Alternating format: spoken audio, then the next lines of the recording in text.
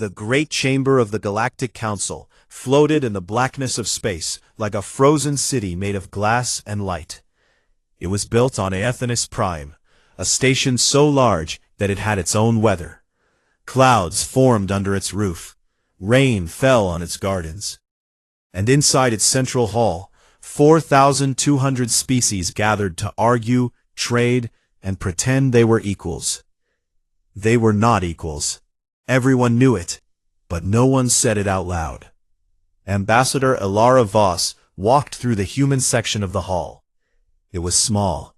It was pushed into a far corner, behind the waste recycling displays and next to a storage room. 300 years of service to the galaxy, and this was what humanity had earned. A seat next to the garbage. She did not complain. She had stopped complaining a long time ago. Ilara was 54 years old. Her hair was gray at the edges. Her eyes were dark and tired, the kind of tired that sleep could not fix. She had served as Earth's ambassador for 11 years, and in that time she had watched the Council ignore humanity again and again and again. It had not always been this way. When humans first joined the Council 3 centuries ago, there had been hope. Humanity was young among the stars. They were eager, curious, and impossibly hard-working. The older species saw this and smiled, the way a rich man smiles at a strong-backed laborer. They did not see a partner, they saw a tool. And so the work began. Humans built the Slipstream Gate Network. This was the system of faster-than-light travel gates that connected 90% of Council space. Without these gates, a journey between star systems would take months or years. With them, it took hours. Human engineers designed the gates, installed them, and maintained them. They held the encryption codes. When a gate broke down at 3 in the morning on some frozen moon, it was a human technician who flew out to repair it. Humans created the galactic logistics spine. This was the trade and supply system that moved food, medicine, fuel, and materials across thousands of worlds. Human planners and coordinators ran it like a heartbeat, pumping life through the galaxy's veins. Without it, worlds that could not grow their own food would starve. Worlds that could not mine their own fuel would freeze. Humans formed the auxiliary fleet. The galaxy had enemies. Out beyond the rim, in the dark space between galaxies, there lived things called Void Reapers. They were ancient, hungry, and endless. For 200 years, human soldiers had fought and died on the borders to keep them out. The Council's own species had militaries, but they were slow, disorganized, and unwilling to coordinate with each other. So humans did it. Humans always did it. Humans developed the universal medical standard. They studied the biology of thousands of alien species and created medical treatments that worked across all of them. They wiped out plagues that had killed billions. They trained doctors on 100 worlds. And humans served as mediators. This was perhaps the strangest gift of all. Most species in the galaxy could only truly understand their own kind. Their brains were wired for their own biology, their own emotions, their own logic. But humans were different.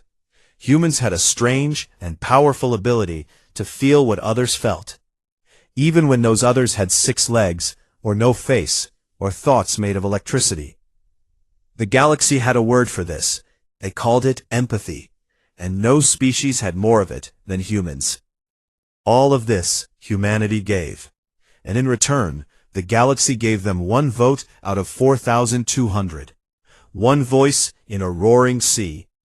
Ilara had prepared for today for 2 years. She had written a document called the Terran Accord. It was simple and fair. It asked for proportional voting power based on contribution. It asked for hazard pay for the soldiers dying on the borders. It asked for shared governance of the gate network that humans had built with their own hands. She stood before the full council and read it aloud. Her voice was steady. Her words were clear. When she finished, High Arbiter Zelkoth rose from his throne. He was Varshini, an insectoid species, tall and covered in gleaming black plates. His eyes were like dark jewels. He had led the council for 40 years, and he had never once thanked a human for anything. He looked at Alara the way one might look at a dog that had tried to sit at the dinner table.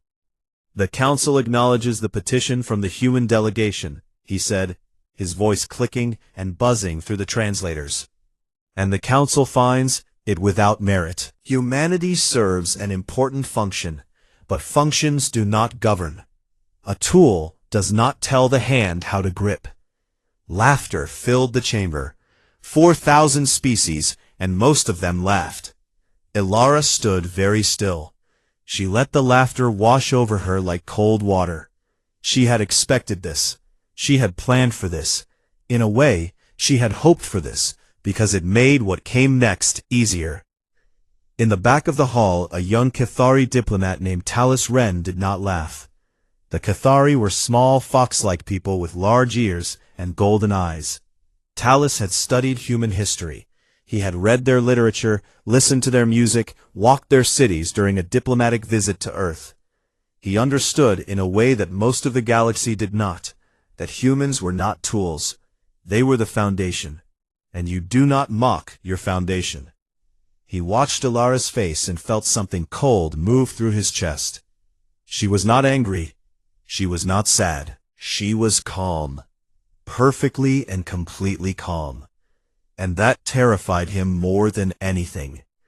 Alara waited for the laughter to fade. Then she spoke one sentence. Just one.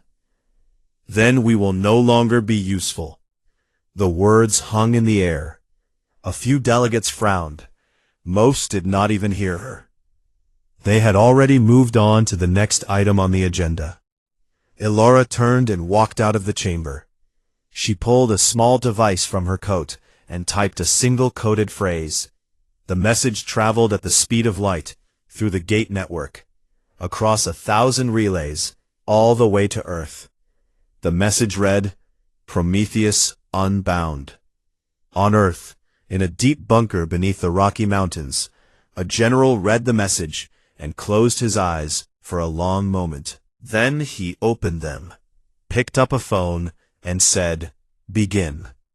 Across the galaxy, in gate stations and hospitals and military outposts and logistics centers and food production facilities and diplomatic offices, human workers received a quiet notification on their personal devices.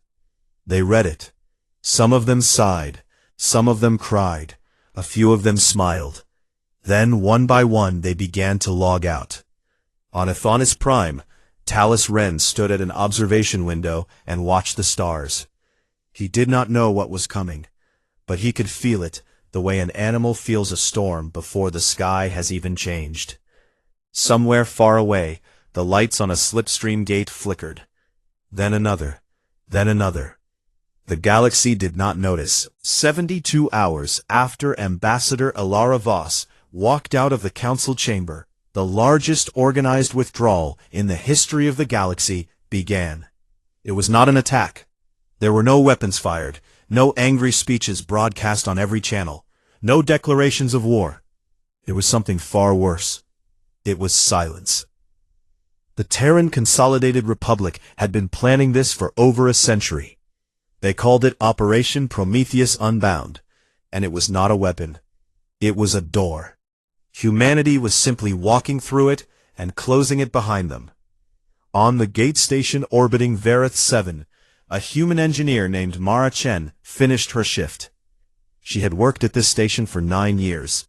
She knew every wire, every panel, every hum and vibration of the gate's massive energy core. The Varathi workers who shared the station liked her. They brought her tea made from a local flower that tasted like honey and smoke. Mara packed her bag. She wiped down her workstation. She uploaded her final maintenance report. Then she removed her access card from the console and placed it neatly on the desk.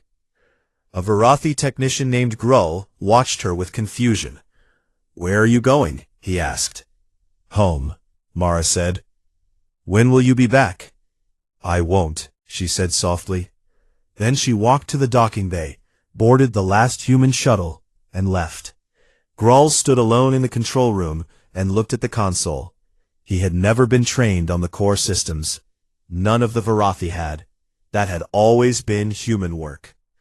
This scene repeated itself across the galaxy, 1,000 times over. In the military outposts along the galactic rim, Admiral Cale Drayton ordered the full withdrawal of the human auxiliary fleet. 300 warships, 42 battle stations, and over 2 million soldiers pulled back from the border in perfect formation. They left no mines, no traps, no sabotage behind them. They simply left, and the darkness beyond the rim grew a little quieter, a little hungrier. On the agricultural worlds, human specialists shut down the advanced farming systems they had built. 600 planets depended on human-designed food production to feed populations that had outgrown their natural ecosystems. The specialists did not destroy the equipment. They left manuals, translated into local languages. But the manuals were thick, complicated, and the local workers had never needed to read them before. There had always been a human around to fix things. In the hospitals, human doctors finished their current patients and then resigned. They offered to stay for emergency cases during a 2-week transition period. Most council worlds refused the offer, out of pride. In the diplomatic halls on dozens of worlds, human mediators stood up from negotiation tables where they had spent years keeping ancient enemies from killing each other. They shook hands with both sides and wished them well. Then they walked away, and the rooms they left behind grew cold with old hatreds.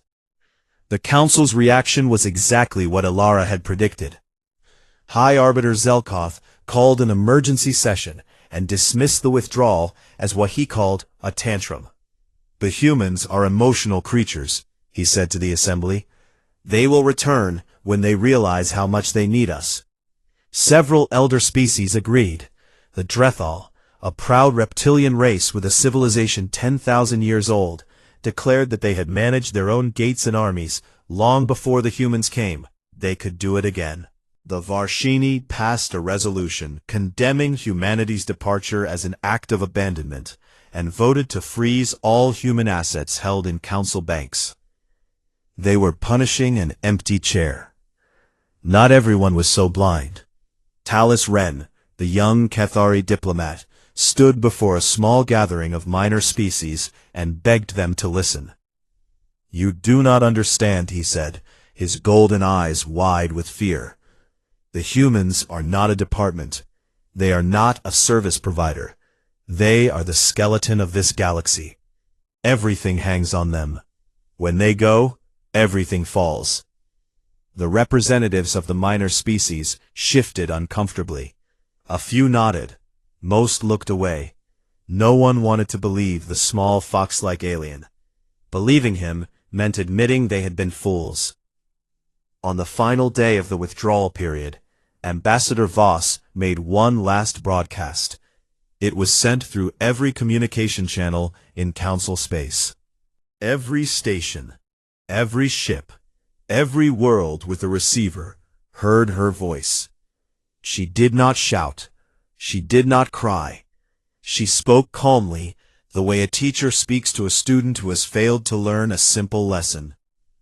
"For 300 years," she said, "humanity has maintained the slipstream gate network that allows you to travel between stars. We have fed 600 worlds that could not feed themselves. We have cured plagues that would have killed billions. We have fought and died on your borders so that you could sleep safely. We have sat between your enemies and talked them away from war." She paused. "We asked for nothing except to be treated as equals. You refused. You called us tools. You laughed at us." Another pause, longer. "We are not angry. We are tired. And so we are leaving. Everything we built, we are leaving behind. We have not destroyed anything. We have not sabotaged anything. The gates still work, for now. The farms still run, for now. The medical systems are still active, for now. But we will not be there to maintain them. We will not be there to fix what breaks. We will not be there to hold your hands." She looked directly into the camera, and across 10,000 worlds, billions of beings felt the weight of her gaze. "We wish to be partners. You chose to make us servants. We will be neither. Goodbye." The broadcast ended. Within 6 hours, the last human ships crossed into what was now called the Terran Exclusion Zone, a sphere of space 2,000 light-years across, sealed behind military-grade slipstream gates, locked with codes that only humans possessed. The gates powered down. The communication relays went dark. Earth and all its colonies vanished behind a wall of silence. On Ithonus Prime, Talus Ren stood at the same observation window where he had watched the first gate flicker 3 days ago. Now he watched the last human ship, a small medical frigate, approach the final open gate. The ship paused for a moment, as if looking back. Then it slipped through, and the gate went dark. The stars did not change. The station still hummed. The delegates still argued in the chamber below. Everything looked the same, but Talus knew it was not the same. He pressed his small hand against the cold glass and stared into the dark. "What have we done?" he whispered. No one answered. In the council chamber, High Arbiter Zelkoth called for the next item on the agenda, a trade dispute between two inner ring worlds. Business as usual. The galaxy would carry on without its janitors. Somewhere on the outer rim, a Void Reaper scout drifted through the space where a human patrol ship had been stationed for the last 40 years. It found nothing. No ship, no weapons, no resistance. It sent a signal back into the dark, between galaxies. It meant, the door is open. And in the deep silence of space, something old and hungry began to move. The first gate failed on a Tuesday. It was a small gate, connecting two minor systems in the outer ring. A cargo ship carrying medical supplies entered the gate at one end and came out the other end in the wrong star system, 40 light-years from its destination. The crew panicked. They tried to go back. The gate would not activate again.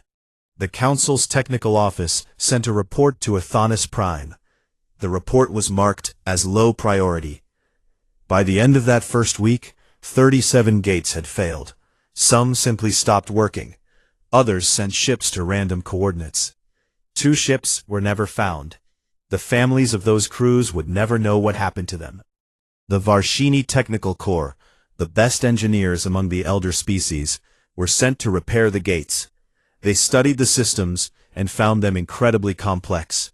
The core technology was human-designed, built on principles that no other species had fully understood. The Varshini engineers could read the surface code, but beneath it lay layers of encryption and logic that might as well have been magic. They tried to fix one gate, and accidentally caused it to overload. The explosion destroyed the gate and a nearby refueling station. 14 people died. After that, no one else tried to fix the gates. By the second week, the galactic logistics spine began to break apart. The spine was not just a transportation network. It was a living system of schedules, priorities, backup routes, and emergency plans, all coordinated by human managers who understood how 10,000 different supply chains connected to each other. Without them, the system was like a body without a brain. Things still moved, but they moved wrong. Food shipments arrived at the wrong planets. Fuel went to worlds that had no use for it. Medicine sat in warehouses on wealthy inner worlds, while outer worlds ran out. A planet called Eshari, home to 3 billion beings who imported 80% of their food, sent a desperate message to the Council. Their reserves would last 4 weeks. They needed help. The Council dispatched a supply convoy, but the convoy was delayed by gate failures. It arrived 2 weeks late. By then, the rationing had turned to riots, and the riots had turned to something worse. Talus Ren read the reports from Eshari with shaking hands. He was only 30 years old, young for a diplomat, and he had never seen anything like this. He had grown up in a galaxy that worked. Trains ran on time. Ships arrived where they were supposed to. The sick were treated. The hungry were fed. He had taken all of this for granted, the way a fish takes water for granted. Now, the water was draining away. In the third week, the plagues returned. Human epidemiologists had spent 2 centuries building the universal medical standard. It was a system of monitoring, prevention, and rapid response that covered thousands of species across thousands of worlds. When a disease appeared on one planet, human doctors would identify it, develop a treatment, and distribute it before it could spread. They were so good at this that most species had forgotten what a real plague looked like. Now, they remembered. A sickness called Corvathi rot surfaced on a densely populated world near the galactic center. It was a bacterial infection that had been declared extinct 80 years ago. Human doctors had developed the antiviral that killed it. That antiviral was still stored in medical databases across the galaxy. But without human pharmacists to manufacture and distribute it, the databases were just words on a screen. The rot spread to 3 systems in 10 days. People died in hallways, in their homes, in the streets. And then the borders fell. The Void Reapers had been testing the galaxy's defenses for centuries. They were patient hunters.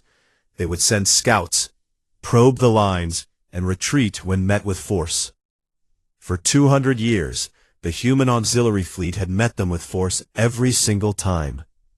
The Reapers had learned to respect the human ships, with their strange aggressive tactics and their refusal to retreat.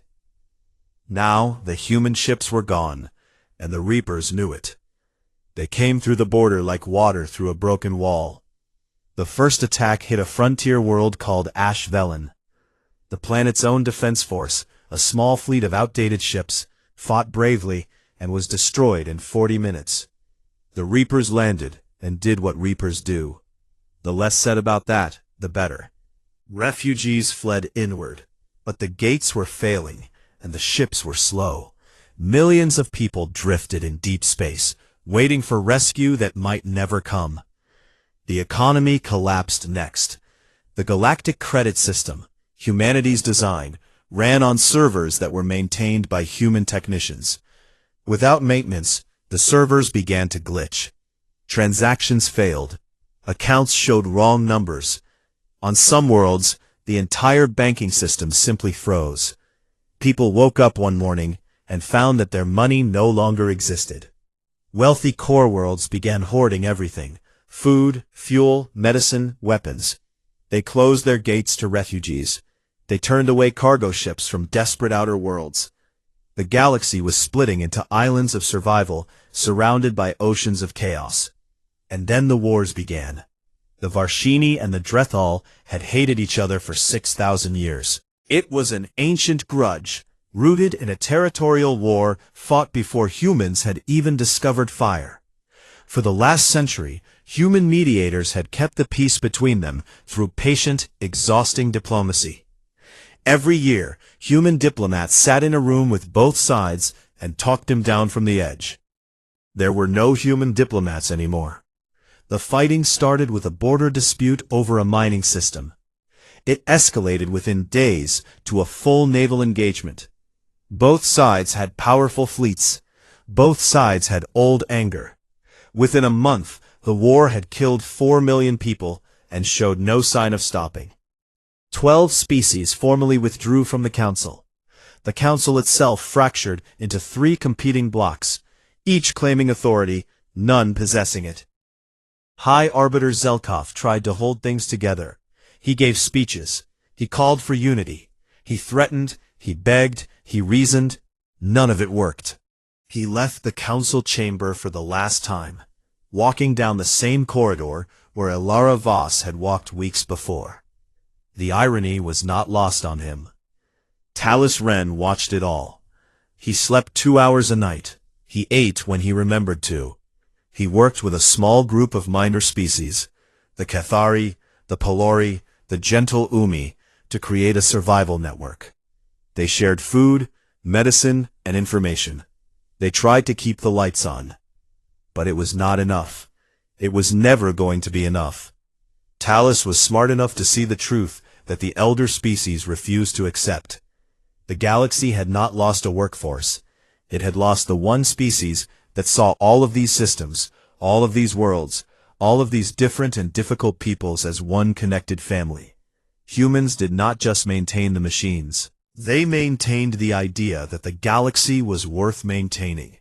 Without that idea, everything fell apart. One night, alone on a failing station with flickering lights and cold air, Talus sat before a communication console. He tuned it to the broadest frequency he could reach and aimed it toward the Terran exclusion zone, that wall of silence 2,000 light-years away. He pressed the transmit button and spoke. "This is Talus Wren of the Cathari people," he said. His voice was small and tired. "I am speaking to anyone who is listening behind the wall. I am speaking to humanity." He paused. His hands were trembling. "You were right, about everything. We see it now. We see what you gave us and what we threw away. The gates are failing. The borders are broken. People are dying, and we cannot stop it." His eyes burned. He blinked. "We are not asking you to save us, but I want you to know that some of us understand now. Some of us are sorry. Not sorry that you left, sorry that we made you leave." He took a shaking breath. "We need you. Not as servants, not as tools, as partners, the way you always wanted." He released the transmit button. The console hummed quietly. The stars outside the window burned cold and far away. There was no reply. Talus sat in the silence for a long time. Then he wiped his eyes, stood up, and went back to work. There were people to feed. There were ships to repair.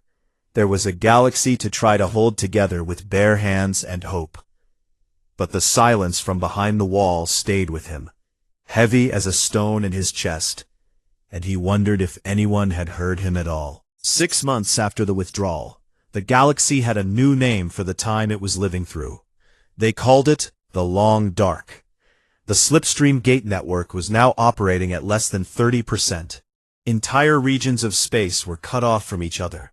Worlds that had once been hours apart were now separated by weeks or months of slow travel. Some worlds had gone completely silent. No one knew if they were dead or simply alone. The Void Reapers had pushed deep into what had once been Council space.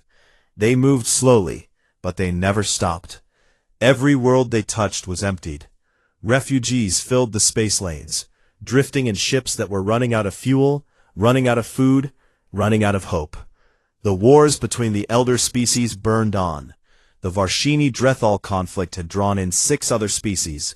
Cities were bombed. Fleets were shattered. Ancient libraries were destroyed. Knowledge that had taken thousands of years to gather was lost in hours of orbital bombardment. And through all of this, Talus Wren kept working. He had built something small but real. He called it the Remnant Compact. It was a coalition of minor species, the ones who had always been too small and too humble to matter in the old council. The Cathari, the Pelori, the Umi, and a dozen others. They shared what they had. They protected each other. They kept the lights on. It was not enough to save the galaxy, but it was enough to save a small piece of it. One morning, a ship arrived at the Compact's maid station. It was battered, burned, and barely holding together. When the airlock opened, a tall figure in a torn robe stepped out. Talus recognized him immediately. It was Zelkoth, the former High Arbiter of the Galactic Council, the most powerful being in the galaxy, once. Now he was a refugee, with nothing but the clothes on his back. Zelkoth stood in the docking bay and looked at Talus. His proud insectoid face was cracked and dull. His dark jewel eyes had lost their shine. He looked old. He looked defeated. "I request shelter," he said quietly. "I have nowhere else to go." Talus stared at him for a long time. This was the being who had called humans tools. This was the being who had laughed at Ilara Voss. Part of Talus wanted to turn him away. A larger part of him remembered something a human friend had once told him. Mercy is not for the deserving. Mercy is for the broken. You are welcome here, Talus said. That night, in a small room with thin walls and cold air, Zelkoth sat across from Talus and spoke honestly for the first time in his long life. I thought they were replaceable, he said. His voice was hollow. I thought any species could do what they did. Fix the gates, run the supplies, fight the Reapers. He stopped and stared at his hands, those huge clawed hands that had once commanded empires. I was wrong. It was never about the work. Other species could learn to do the work given time. But the humans brought something else. They believed that all of us, every species, every world, mattered. They saw the galaxy as one thing, one family. No other species thinks that way. We think of our own kind first. Always. He looked at Talus. They were the only ones who looked at the galaxy and saw a home instead of a territory. And we laughed at them for it. Talus nodded slowly. He had known this for a long time. It was strange to hear Zelkoth say it. There is a wall, Talus said. 2,000 light-years of sealed space. The humans are behind it. I sent them a message months ago. They did not reply. They heard you, Zelkoth said with certainty. They are human. They always listen. They are waiting. For what? For us to be ready. Talus thought about this for many days. He talked with the other leaders of the Remnant Compact. They argued, debated, and prayed to their various gods. And in the end, they agreed on one thing. They would go to the Terran exclusion zone. Not with weapons, not with demands, not even with a plan. They would go with the only thing they had left, the truth. While the galaxy burned outside the wall, something very different was happening inside it. The Terran exclusion zone was quiet. Earth and its colonies were safe, prosperous, and self-sufficient. Human cities hummed with life. Human children went to school. Human farmers grew food under clean skies. The gates inside the zone worked perfectly because human engineers maintained them, as they always had. But there was no joy behind the wall. Admiral Cale Drayton stood in the command center of Earth's orbital defense station and watched the long-range sensors. He could see the galaxy outside the zone in broad strokes.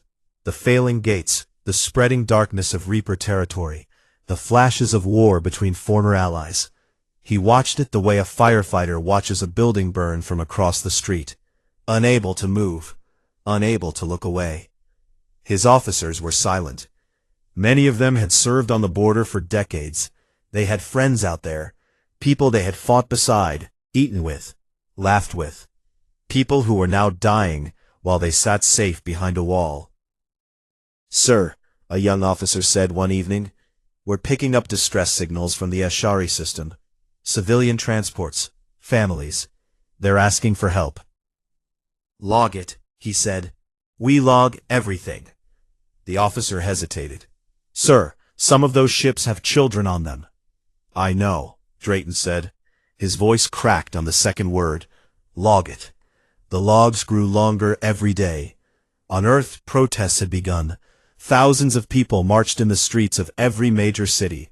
Their signs said things like, let us help, and we are not them, and the galaxy is burning. Human nature, that strange and irrational thing, was screaming against the silence. Humans were not built to watch suffering and do nothing. It went against every fiber of their being. Ambassador Voss watched the protests from her office in Geneva. She had not slept well in months. Every night she lay in bed and stared at the ceiling and thought about the numbers. How many had died since the withdrawal? How many were dying right now, at this very moment, while she lay in a warm bed in a safe city on a protected world? She believed that with her whole heart, humanity could not have continued as it was, exploited and mocked and used up by a galaxy that did not care. The withdrawal was necessary. But necessary and painless were not the same thing. She was called to speak before the Terran Senate.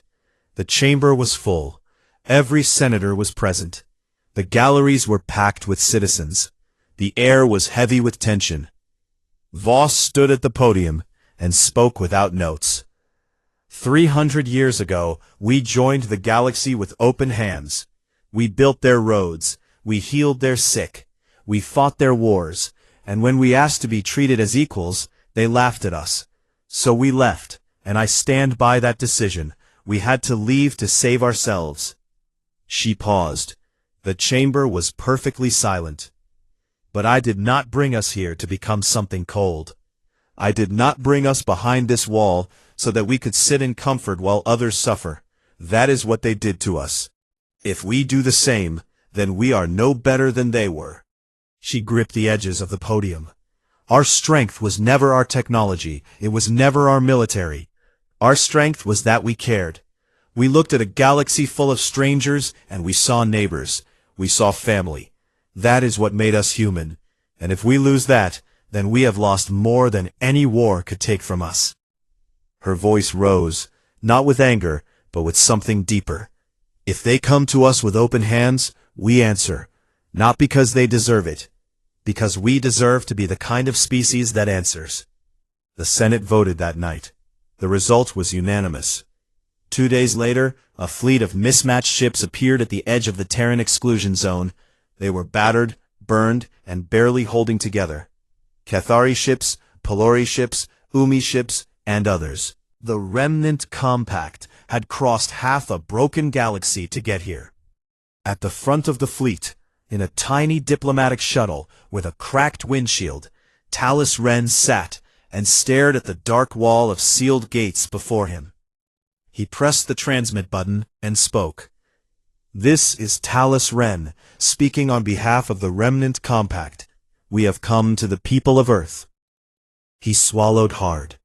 Ambassador Voss, 300 years ago, you came to the galaxy with open hands, and we slapped them away. You said you wished to be partners. We said no. His voice broke. We are here to finally say yes. For a long, terrible moment, there was silence. Talus felt his heart hammering. The captains of the other ships held their breath.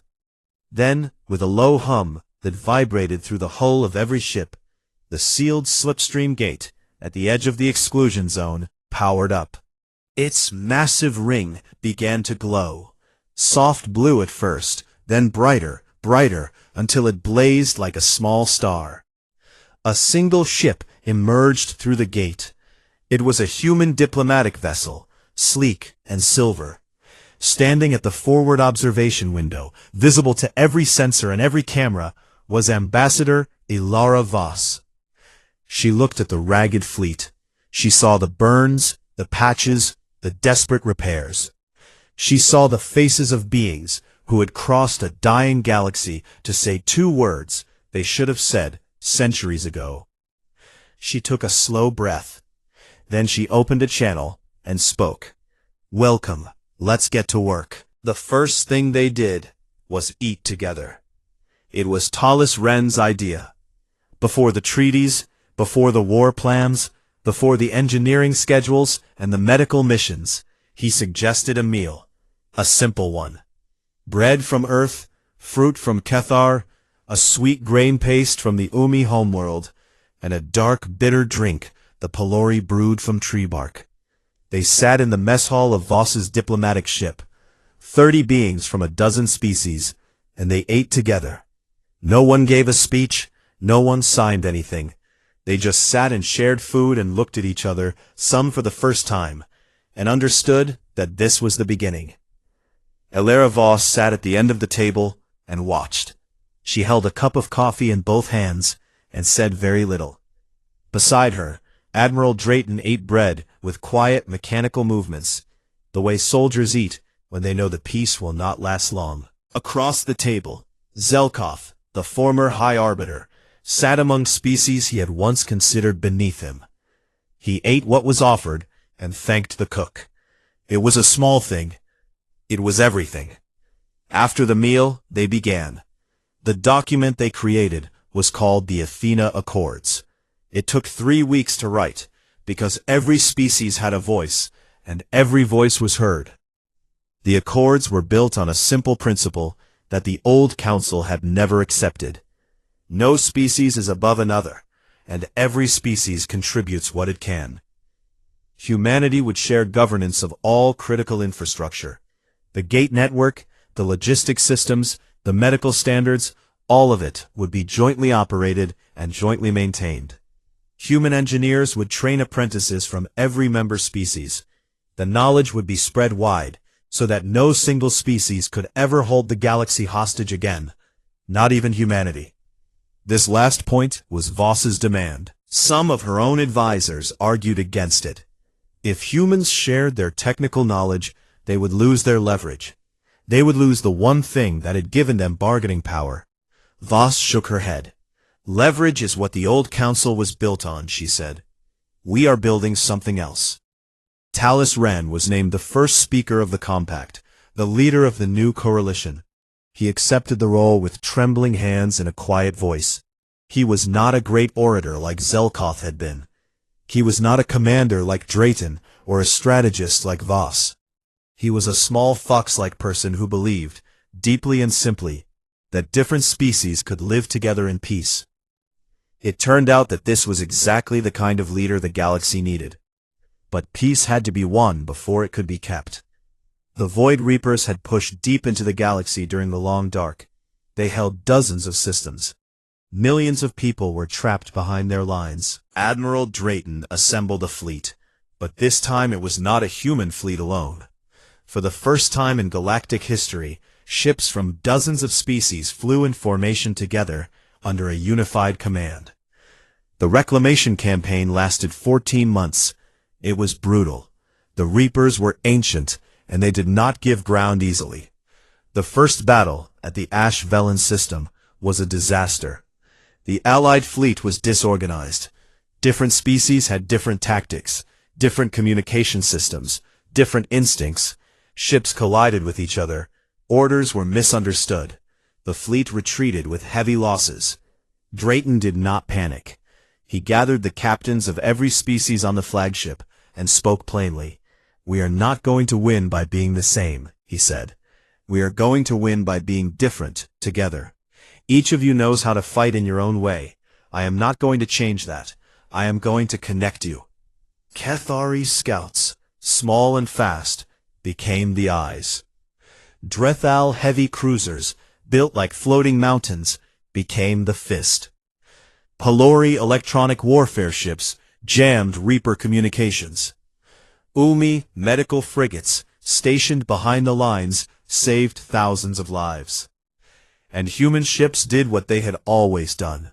They adapted, they improvised, and they held the line when everything else was falling apart.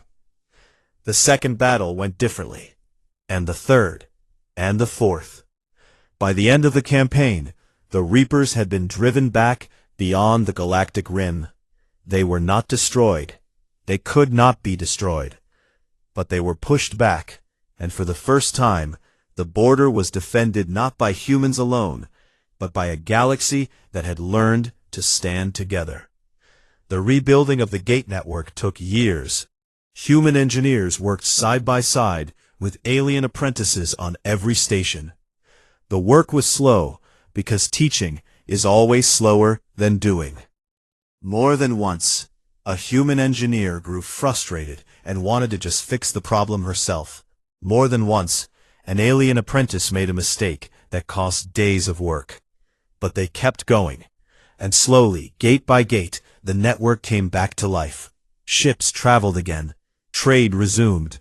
Food reached the worlds that needed it. Medicine flowed.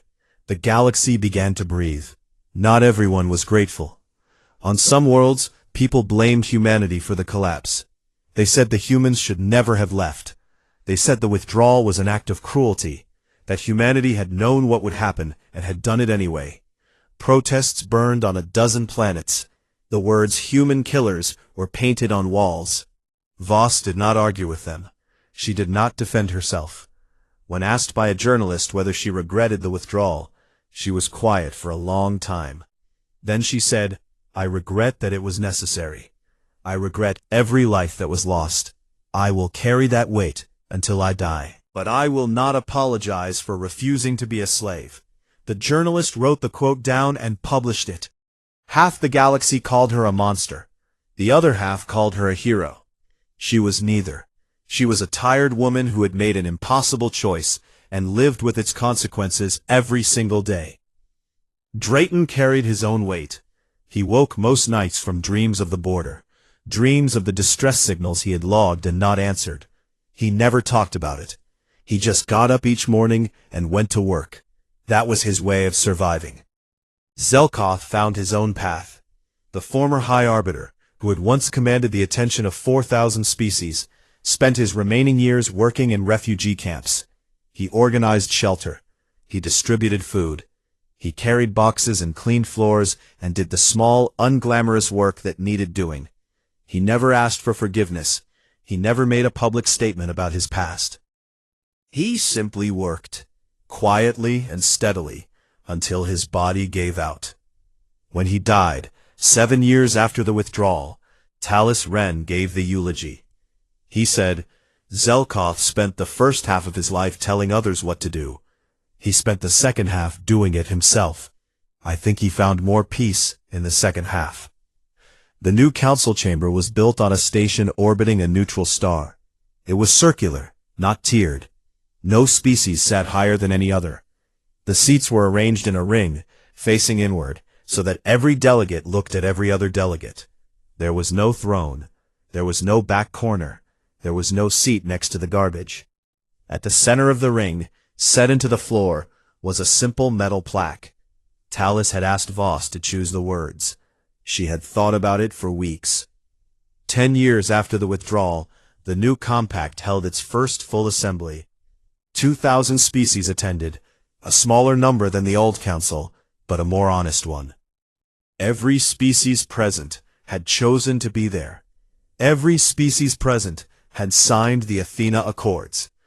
Every species present had earned their seat. Talus Ren, Speaker of the Compact, stood at the center of the ring. He was 40 years old now. His golden eyes were calmer than they had been. His hands no longer trembled.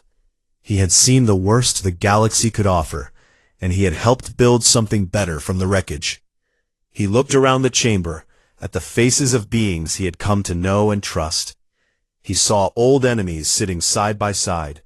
He saw species that had never spoken to each other, sharing quiet conversations. He saw for the first time in his life what humans had always seen, a family.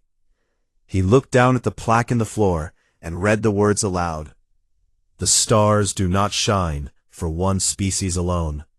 We rise together, or we fall into the dark, and the dark is patient. Then, from somewhere in the ring, a delegate began to tap her hand against her chair.